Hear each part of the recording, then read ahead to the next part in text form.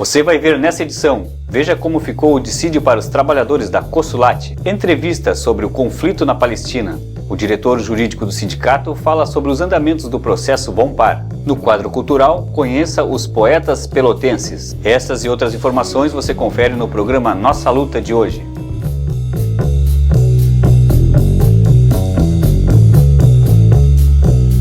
Boa noite, eu sou Clóvis Rogério e esse é o programa Nossa Luta, apresentado pelo Sindicato da Alimentação de Pelotas. O diretor jurídico do Sindicato da Alimentação, Rovanir Ribeiro, conversa com o advogado Osório Galho, da AJS Advogados. Eles falam sobre o processo movido pelo Sindicato da Alimentação em favor dos trabalhadores da empresa Vompar. Confira. Hoje estamos aqui com o Dr. Luiz Osório Galho, integrante da banca de advogados que assessora o sindicato já, se não me engano, desde 1991, assessoria jurídica e sindical. O objetivo nosso aqui é tratar a respeito do andamento de um processo meio complicado, um tanto quanto conturbado, aí, movido em 2003 contra a empresa Vompar. Acontece, a origem dessa ação trabalhista se deu em virtude do sindicato, em negociação com a Vompar, não ter chegado a um bom termo para os trabalhadores, a negociação não ter evoluído a ponto de ser satisfatória aos trabalhadores, e a empresa, por sua vez, adotou uma tática de criar uma comissão interna e negociar direto com essa comissão interna. Ela usou essa estratégia como forma de passar aquela proposta que teria rejeição por parte dos trabalhadores numa assembleia convocada pelo sindicato. Então a empresa negociou com essa comissão, apresentou essa proposta, submeteu essa proposta aos trabalhadores nas dependências da empresa, tentando forçá-los, conseguindo até um certo ponto, forçá-los a aceitar a mesma. A partir daí o sindicato tomou algumas medidas jurídicas em contrapartida a essa posição da empresa. E aí eu vou passar para o Osório agora para que ele nos detalhe aí como é que foi. Bem, Rovanir, na oportunidade, quando vocês tiveram conhecimento da Assembleia, nós somos demandados e ajuizamos uma ação cautelar, pedindo a nulidade da Assembleia convocada pela comissão, e que fosse assegurado judicialmente que o sindicato assumisse a condução do processo de negociação. Foi concedida na época liminar, e a Assembleia em si, que estava convocada, não foi suspensa, mas sim foi autorizado que o sindicato assumisse o comando da Assembleia lá dentro da empresa. Na oportunidade, o sindicato foi e a empresa, com artifícios e subterfúgios, não deixou que o sindicato assumisse a condição da Assembleia e aprovou a proposta do acordo que estava em discussão. Eu acho que é importante assim a gente esclarecer do ponto de vista de como se dá a inclusão de direitos através de normas de negociação coletiva. Na oportunidade, o sindicato negociava com a empresa, mas também negociava com o sindicato patronal, representante da categoria econômica. Então, essa negociação com o sindicato patronal formula um instrumento que cria normas que obriga todas as partes envolvidas, que se chama convenção coletiva. E a negociação direta com a empresa se chama acordo coletivo. A empresa, como relatasses, a empresa tentando alegar que o sindicato se omitia a negociar, formou uma comissão de trabalhadores para formar o acordo coletivo. E esse foi o problema, porque a Justiça não reconheceu a legitimidade dessa comissão. Segundo a Constituição, quem tem legitimidade para representar os trabalhadores são os sindicatos.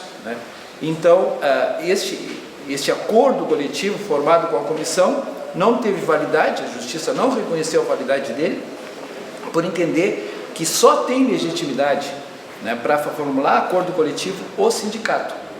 Então, esse acordo foi nulo. A ação cautelar foi julgada procedente, foi anulado e, paralelo a isso, ajuizamos a ação de cumprimento da convenção que tinha sido firmada com o sindicato econômico, representante da empresa. E esse processo se desenvolveu desde 2003, com diversos recursos e diversas discussões jurídicas a respeito da legitimidade, quem tinha legitimidade, quem não tinha, né? E qual o acordo que valia, qual que não valia. A conclusão foi que o acordo não teve validade e a convenção coletiva firmada com o Sindicato Econômico, que estabeleceu patamares superiores ao acordo negociado com a empresa, gerou uma diferença de salários, de piso, né? Algumas situações, né, que eram mais vantajosas aos trabalhadores e que o processo condenou a empresa a pagar, né, essas diferenças com base na convenção coletiva. As convenções coletivas, o sindicato tem por anualmente obrigação de dar início aos processos de negociação, não só com relação a empresas isoladas, como em alguns casos acontece, mas com sindicatos patronais locais aqui de Pelotas, quanto a nível estadual. E em relação a esse processo da Vompar, então, tendo a justiça definido que aquele acordo que a empresa fez direto com os trabalhadores, através de uma comissão, a revelia do sindicato e inclusive a revelia dos próprios trabalhadores que foram obrigados a votar favoráveis àquela proposta dentro da empresa, esse processo acabou cobrando diferenças referente à convenção coletiva de 99, 2000 e 2001. Aí eu gostaria que o Osório desse algum relato assim de como é que anda a situação atual desse processo. Bom, o processo ele tramitou, né, todas as instâncias, né, foi até o TST, né, o curso de revista, né, e atualmente ele está na fase de liquidação, que é o segundo momento, né, do processo, que é para apurar o valor que quem são os beneficiários da ação, né, e o valor que tem a receber cada um dos beneficiários da ação, né. Foi nomeado um perito, né, e esse perito ele já apresentou um cálculo, né, e houve uma impugnação ao cálculo apresentado e o juiz acolheu em parte a impugnação da empresa com relação à multa por descumprimento. A rigor existiam duas normas, né, duas convenções coletivas, como referisse 99, 2000, 2000, 2001, né, e essas normas tinham diferenças entre elas, né, e o perito calculou uma multa considerando como se fosse uma única, né, e o juiz acolheu a impugnação e determinou o retorno e ele teve que refazer os cálculos, né. Então, atualmente, né, o processo está... ele entregou, essa semana ele entregou o cálculo refeito, né? A gente acompanhou ali o andamento no site do tribunal e ele entregou o cálculo refeito, né? Então o próximo passo, né, o juiz recebe o cálculo e abre o prazo para as partes, né, sindicato e empresa, para analisarem o cálculo apresentado pelo perito, né? Normalmente são prazos sucessivos. O que significa isso, né? Primeiro para o reclamante, que é o autor da ação, que é o sindicato, depois para a empresa, né? E havendo anuência, digamos, com o cálculo do perito, o juiz homologa o cálculo, né? E a partir de então, com a homologação do cálculo, nós temos já definitivamente quem são as pessoas beneficiárias da ação, né? E o quanto cada um tem a receber. Muito bem, nós agradecemos então aqui os esclarecimentos do Dr. Luiz Osório Galho. E colocamos aí aos trabalhadores, né, novamente a informação, todos os processos jurídicos do sindicato, todos os processos coletivos do sindicato, melhor dizendo.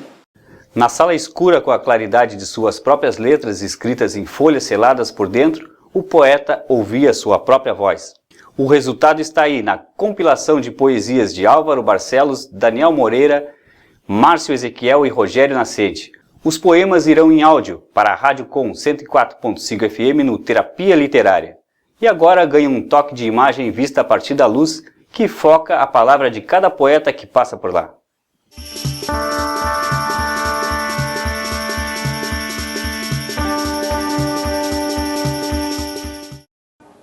Somos o que comemos? O certo seria dizer que fomos o que comemos.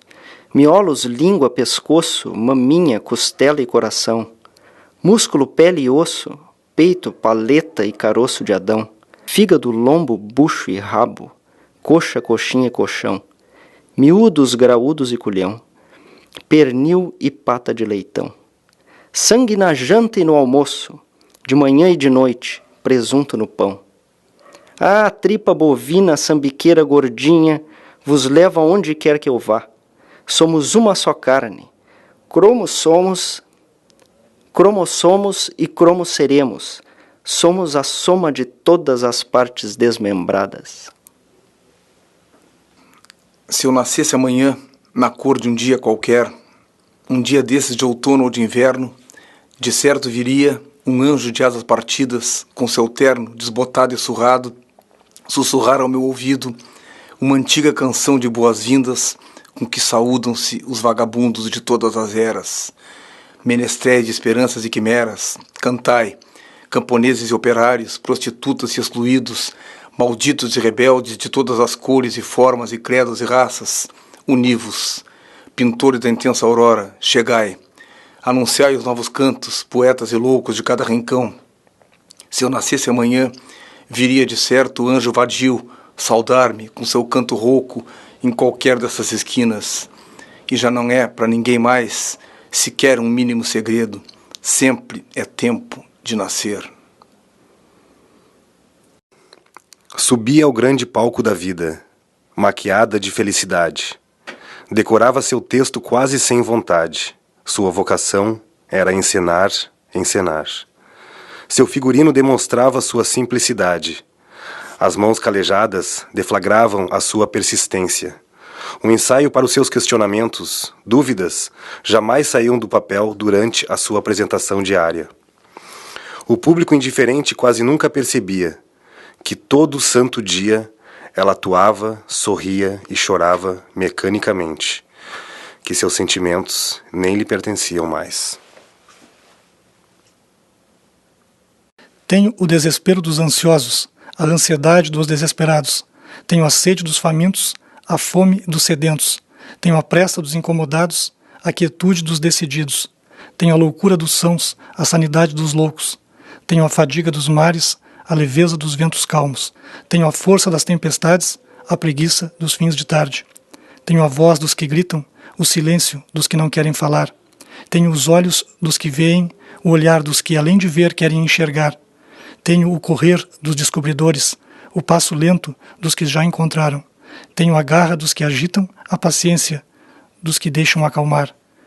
Tenho o não ter, o não ser, a imensidão. Tenho a palavra certa, a frase incompleta. Tenho o medo do escuro, a aversão à claridade que expõe. Tenho este querer que me acompanha onde vou. Tenho este querer que me conduz a ser o que sou. O presidente do Sindicato da Alimentação, Lair de Matos, entrevista o professor de Relações Internacionais da Universidade Federal de Pelotas, Jabe Omar, e eles conversam sobre o conflito na Palestina. O programa Nossa Luta de hoje entrevista o professor Maysar Omar. O professor é vice-presidente da Confederação Palestina Latino-Americana e Caribenha. Nós vamos conversar com o professor, naturalmente, sobre a situação da Palestina, hoje sofrendo uma severa agressão do exército israelense. Hoje é dia 29 de julho, nós estamos entrevistando o professor no dia 29 de julho de 2014. Como está a situação hoje na Palestina, professor? A Palestina, em geral, a situação, de fato, nesse momento, situação muito difícil, de fato, por o que está acontecendo nesse momento lá, mas muito mais difícil, de fato, para a população palestina em Gaza. Faixa de Gaza. Faixa de Gaza, sofrendo, de fato, uma agressão que até nós devemos chamar genocídio nesse momento, ou crime contra a guerra, crime da guerra, crime contra a humanidade. Por que nós podemos dizer isso? Porque até esse momento mais de quase em torno de 1.200 mortos nesse conflito que hoje em dia completa o 21º dia, em torno de 7.000 feridos, em torno de 7.500 casas destruídas totalmente e em torno de 30.000 casas foram atingidas. Quer dizer, quase 10% da moradia de Gaza hoje em dia foi atingida por esta agressão israelense lá. Então, por isso eu falo que desses mortos, de fato, 1.200, em torno de 80%, segundo, de fato, a estimativa da ONU, são civis, sendo que quase 33% são crianças e mulheres de civis. A agressão está acontecendo, para o nosso telespectador ter uma ideia, a Palestina quase que se está colocada em dois territórios, a faixa de Gaza e a Cisjordânia. A maior população está na faixa de Gaza? Não, a maior população existe de fato em Cisjordânia, em torno, talvez paralelo, mas mais em Cisjordânia. Agora, a diferença no aspecto territorial. Em Gaza, a área de Gaza, a faixa de Gaza, como é conhecida para o mundo inteiro, tem em torno de 350 mil quilômetros quadrados, o que significa 1,2% de extensão histórica da Palestina. Enquanto Cisjordânia, por enquanto, em torno de 20% da Palestina histórica. Sim. Então, a faixa de Gaza tem extensão, quer dizer, tem um comprimento em torno, no máximo, chega a 36 quilômetros, e a largura também, no máximo, chega a quase 16 quilômetros. Você tem 2 milhões de pessoas vivendo naquela área. São 2 milhões de pessoas, sim, que vivem numa faixa de 16 quilômetros de largura por 30 e poucos quilômetros de comprimento. Sendo que todas as fronteiras estão isoladas do resto do mundo. Totalmente Gaza, você pode dizer, hoje em dia, uma prisão aberta para 2 milhões de pessoas. Porque você está sendo cercado pelo ar, mar e a terra. E tem bloqueio total por parte de Israel. Que as pessoas de Gaza simplesmente até se quer remédio ou alimentos, só passa se Israel aceita isso. Daí então a gravidade, quando o senhor diz que destruir uma casa, para nós pode, não, faz de novo, mas não tem nada, tem que trazer o tijolo, o cimento, o ferro, o cal. E imagina que é proibido entrar cimento, sabe? Ah, não de sabia. Ferro, não. É proibido entrar em Gaza. E por isso, eu acho a primeira coisa, uma agressão contra o povo palestino. Não é contra Hamas, como eles falam, não, Hamas é pretexto. Mas é uma guerra contra o povo palestino. A história de Israel foi assim sempre, desde 48, desde a sua fundação. Assim foi. Começou, de fato, massacres. E massacres que são mais ou menos a evidência nós podemos encontrar em certos documentos das Nações Unidas. Mas hoje em dia, graças à mídia social, Facebook, Twitter, tudo isso, que as imagens reais dá para chegar para todo mundo. E vou dizer uma coisa, sabe, que atualmente uma agressão contra o povo palestino, porque começou assim em 48, está continuando a mesma coisa. Mas antes o mundo não enxergava como está enxergando hoje. Essas cenas, de fato, que é muito difícil alguém consegue olhar todo o tempo que está acontecendo, especialmente com criança. É difícil, por isso eu falo. O povo palestino, de fato, a guerra lá, ele está defendendo, de fato, contra uma agressão. Mas uma defesa ética, porque está defendendo o quê?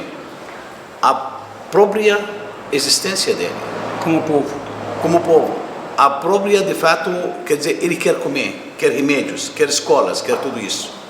Israel, de fato, não sobrou nada para não usar e não usou, a não ser a bomba atômica. Só isso.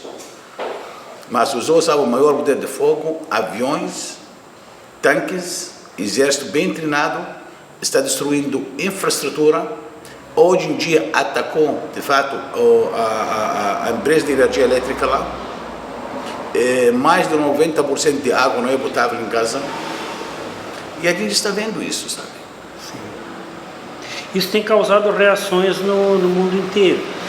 Nós tivemos no sábado que passou um ato de apoio ao povo palestino aqui na nossa cidade. O senhor esteve no ato, foi bem? Que avaliação o senhor fez? Houve boa participação? Eu acho que tive boa participação e foi bom de fato o ato. E o povo brasileiro sempre foi um povo solidário, um povo palestino, e as causas da justiça sempre foi. Como um dos oradores falou naquele dia, o governo brasileiro foi o primeiro, único, de fato, que chamou o embaixador do Brasil para consulta, e você sabe o que significa isso em termos diplomáticos. E hoje o presidente do Brasil, ela de fato caracterizou o que está acontecendo lá como eu acho, não sei se falou a própria massacre. Quando um presidente chega para chamar massacre, sabe, por uso desproporcional, isso é verdade, isso que está acontecendo. Mas foi excelente, sabe, eu acho que todas as cidades brasileiras, em todas, São Paulo, Rio, José, Minas Gerais, todos, de fato, nós temos um movimento de solidariedade contra essa agressão brutal que está acontecendo contra o povo palestino em Gaza. Esse é um dos efeitos, digamos assim, colaterais negativos para o governo israelense, né? Como o senhor diz, o mundo todo está vendo e não há nenhuma pessoa de mente sã que não fica impactada por esta situação. Então nós temos digamos assim, um uso desproporcional da força, mas Israel é um dos maiores exércitos do mundo, mais bem preparados do mundo. No entanto, todo esse poderio, passam-se os dias e os dias se transformam em semanas. Israel não pôde ainda cantar uma vitória. Não, Israel, sabe, não pode cantar uma vitória porque, para mim, pessoalmente, Israel já foi derrotado como Estado, já foi. Porque 21 dias eles estão lutando contra, assim, com armas mais sofisticadas, há um exército muito bem treinado, contra os combatentes, dentro de uma área, assim, 350, como nós falamos, 350 quilômetros quadrados. Por isso, moralmente, para mim, Israel, moralmente já foi derrotado, na frente de todo mundo, por dois fatores. Primeiro, pelos massacres que está acontecendo lá, genocídio que está fazendo contra a população civil, especialmente contra a criança, e depois, por não conseguir até agora, apesar que todos os foguetes não fizeram nada contra Israel, todos não mataram ninguém, eu acho 2 ou 3 civis morreram, mas criou um Estado que Israel tem que repensar, ou tem que viver em paz com os vizinhos e os palestinos, ou eu não sei que estratégia pode encontrar amanhã no futuro, não sei. Israel tem que repensar muito bem a própria presença e existência dela na região, depois desse conflito. Porque sempre pensou, sabe, Israel não pode cantar aquela história antiga que em 6 dias nós venceram 4 ou 5 exércitos árabes. De fato, esse já passou faz 46 anos. Hoje em dia, 21 dias, não é 6 dias, 21, não consegue de fato avançar 200 metros numa área totalmente cercada, bloqueada totalmente, sabe? Então Israel tem que repensar o próprio futuro deles na região, como resultado do que está acontecendo. Bom, esse conflito deve se encaminhar para uma trégua, para uma negociação, até com a ONU já se manifestou, parece que dos países que votaram, apenas os Estados Unidos não condenou a ação israelense, né? Então deve estar, nesse momento, já se criando condições para uma negociação, uma suspensão do ataque. A gente pode esperar isso, mas infelizmente todo mundo está dormindo em termos de governos. Sim. Em termos de governos. ONU, mesma coisa. Os povos do mundo se levantaram contra esses crimes contra a humanidade. Se levantaram todo mundo, de fato. Governos não. Estados Unidos deu para Israel 3 semanas. Nessa agressão para tentar liquidar todas as forças de resistência lá.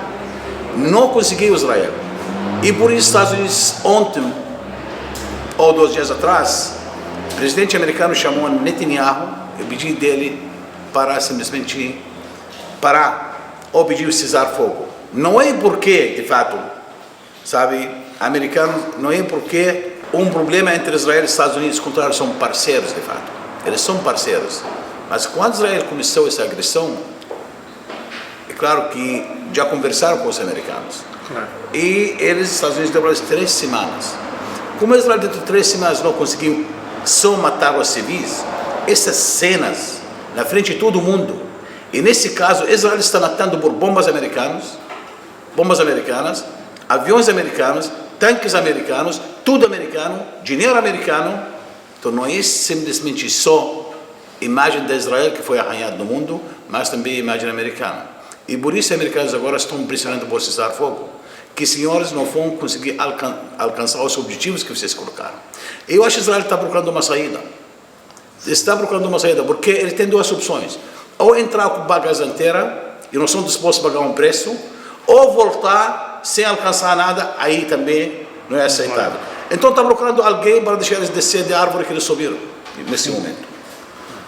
Essa é a situação de Israel. Mas eu vou dizer uma coisa, sabe, que os palestinos mesmo estão, sabe, lutando uma guerra, eu vou dizer que saíram éticos demais nessa guerra. Porque até esse momento são 56 mortos por lado israelense, sendo que 53 soldados. Quer dizer, só 3 civis. Enquanto do lado palestino, sabe, são quase 1.200 mortos, 80% são civis. Então, quando nós vamos chegar para a ética, os combatentes palestinos, que Israel chama terrorista, eles são muito mais éticos do que o próprio israelense. Eles chamam eles para se enfrentar na frente de batalha, sem nada, com aquelas armas pequenas. E também foram éticos, tem outro aspecto ético para a guerra, que simplesmente os palestinos estão lutando para simplesmente tentar acabar com o bloqueio contra as crianças e povo que vive em Gaza. Acaba com o bloqueio. Nós queremos... O bloqueio por si só é uma violência muito grande. Esse é um crime contra a guerra, é crime contra a humanidade. Bloqueio, você bloquear uma população inteira, é simplesmente crime contra a humanidade no direito internacional. O que está pedindo pessoas lá? Queremos mais quilômetros para buscar no mar. Queremos, sabe, que alimentos para nós livremente. Queremos reconstruir nossas casas, tudo. Então Israel, quando fala de fato, eu saí de Gaza, eu dei a independência, é mentira, totalmente. Israel saiu, se retirou, o exército fez pior. Economicamente, cercou tudo, então ninguém pode respirar, de fato, se Israel não quer. Por isso, finalmente, eles têm que se defender, têm que resistir. Nós ouvimos o professor Maysar Omar, que é vice-presidente da Confederação Palestina Latino-Americana e Caribenha. A diretora do Sindicato da Alimentação, Adelina Macedo, relata como ficou o Acordo 2014 para os trabalhadores da Cosulat. Confira. Depois de algumas rodadas de negociações, dia 24 foi fechado o acordo salarial na Cosulat. Os trabalhadores votaram e aprovaram o acordo coletivo para 2014, que iniciou, a data base é junho, então ele vai de junho de 2014 a maio de 2015. O acordo foi bom, nós consideramos bom em relação aos outros, foi um dos melhores dos últimos anos. Teve um reajuste geral para os trabalhadores de 9%, sendo que o piso ficou de 1.010. Tivemos um ganho bem significativo, que foi o vale-refeição, que nós não tínhamos, foi incluso agora esse ano no acordo. O auxílio escolar também teve um reajuste de 11%. O reajuste do auxílio escolar também teve um reajuste de 11%. E também se manteve as demais cláusulas dos acordos anteriores. O sindicato continuará na luta pelos direitos dos trabalhadores, E maiores informações, ligue para o telefone 3225 3564. Veja esse e outros programas acessando o site do sindicato, esticap.org.br, ou no YouTube, coloque lá Nossa Luta 1.tv. Nós voltamos na semana que vem. Uma boa noite a todos e a todas e até lá!